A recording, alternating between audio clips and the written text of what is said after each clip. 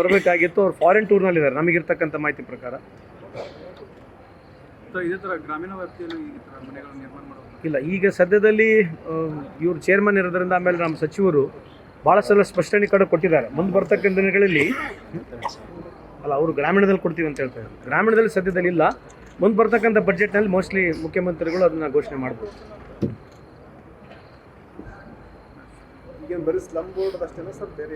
ಇದು ಈ ಕಾರ್ಯಕ್ರಮ ಪ್ಯೂರ್ ಸ್ಲಮ್ ಬೋರ್ಡ್ದು. ಆಮೇಲೆ hands up to is vision. ನೀವು ಕೂಡ ಅಲ್ಲಿ ಹೋಗಿ ನೋಡಿದ್ದೀರ 1000 ಮನೆ ಕಟ್ಟಿರ್ತಕ್ಕಂಥದ್ದು. ನಾನು ಭಾಳಷ್ಟು ರಾಜಕೀಯ ವ್ಯವಸ್ಥೆಯಲ್ಲಿ ಇದ್ದೀನಿ, ಬಟ್ ಈ ಥರ ಗುಣಮಟ್ಟದ ಕೆಲಸ, ಭಾಳ ಅರ್ಥಪೂರ್ಣಕವಾಗಿರ್ತಕ್ಕಂಥ ಕಾರ್ಯಕ್ರಮ.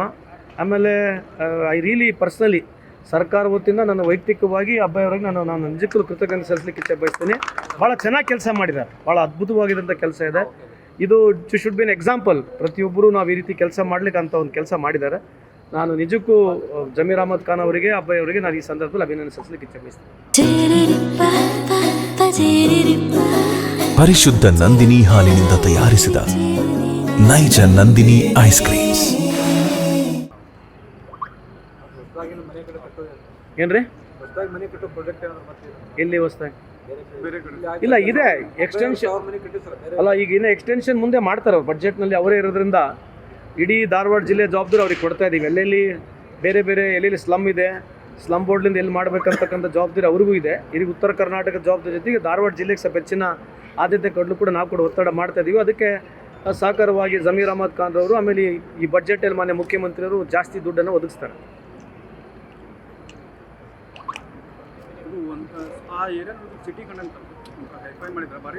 ಬ್ಯೂಟಿಫುಲ್ ಇದೆ. ನೀವು ನೋಡಿ, ಅದು ರಾತ್ರಿ ನೋಡ್ಲಿಕ್ಕೆ ಇನ್ನೂ ಚೆನ್ನಾಗಿ ಕಾಣುತ್ತೆ. ಅದು ಲೈಟಿಂಗ್ ಗೀಟಿಂಗ್ ಎಲ್ಲ ಆದಮೇಲೆ ಭಾಳ ಬ್ಯೂಟಿಫುಲ್ ಆಗಿ. ಆಮೇಲೆ ನನಗೆ ಎಲ್ಲದಕ್ಕಿಂತ ಚೆನ್ನಾಗಿರ್ತದೆ, ಎಲ್ಲದಕ್ಕೂ ಒಂದು ಬಾಲ್ಕನಿ ಅವಾರ್ಡ್ ಆಗಿದ್ದಾರೆ. ಮೇಲೆ ಕೆನೋಪಿ ಮಾಡಿದ್ದಾರೆ, ಮಳೆ ಬರಲಾರಂಗೆ ಚೆನ್ನಾಗಿದೆ. ನನಗಂತೂ ಭಾಳ ಖುಷಿ ತಂದಿದೆ. ಭಾಳ ತೃಪ್ತಿ ಆಗ್ತಕ್ಕಂಥ ಕೆಲಸ ಪ್ರಸಾದ್ ದಬ್ಬೆಯವರು ಮಾಡಿದ್ದಾರೆ. ಅಷ್ಟು ಮಾತ್ರ ಹೇಳಲಿಕ್ಕೆ ಅಲ್ಲ, ಎಲ್ಲ ಇದೆ. Hospital, library, shopping complexes. ನೀವೇನು ಬೆಂಗಳೂರಿನಲ್ಲಿ ಇರ್ತಕ್ಕಂಥ ಏನು ನಾವೇನು ಕಮ್ಯುನಿಟಿ ಅಂತ ಹೇಳ್ತೀವಿ, ಏನು ಲಿಮಿಟೆಡ್ ಗೇಟೆಡ್ ಕಮ್ಯುನಿಟಿ ಅಂತ ಹೇಳ್ತೀವಿ, ಅದರ ತಕ್ಕಂಗೆ ಮಾಡಿದ್ದಾರೆ ಅವರು. ಬಡವರಿಗೆ, ವಿಶೇಷವಾಗಿ ಬಡವರಿಗೆ ಅನುಕೂಲ ಆಗ್ತಕ್ಕಂಥ ಕೆಲಸ ಮಾಡಿದ್ದಾರೆ. ಮನೆ ತೊಗೊಂಡ್ರೆ ಏನಾದರೂ ಸಲಹೆ ಕೊಡ್ತೀರಾ ಸರ್ ಸ್ವಚ್ಛತೆ ಬಗ್ಗೆ?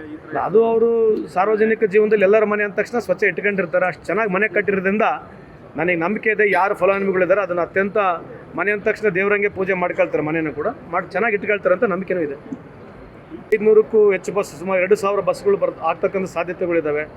7ರಿಂದ 8,000 ನಮಗೆ ಟ್ರ್ಯಾಕ್ಸ್ಗಳು, ಆಮೇಲೆ ಬೈಕ್ಗಳು ಬರ್ತಕ್ಕಂಥದ್ದು, ಬೇರೆ ಬೇರೆ ಜಿಲ್ಲೆಗಳಿಂದ ಗಾಡಿಗಳು ಬರ್ತಕ್ಕಂಥದ್ದು. ಓವರಾಲ್ ಟ್ರಾಫಿಕಿನ ಸಮಸ್ಯೆ ಆಗುತ್ತೆ.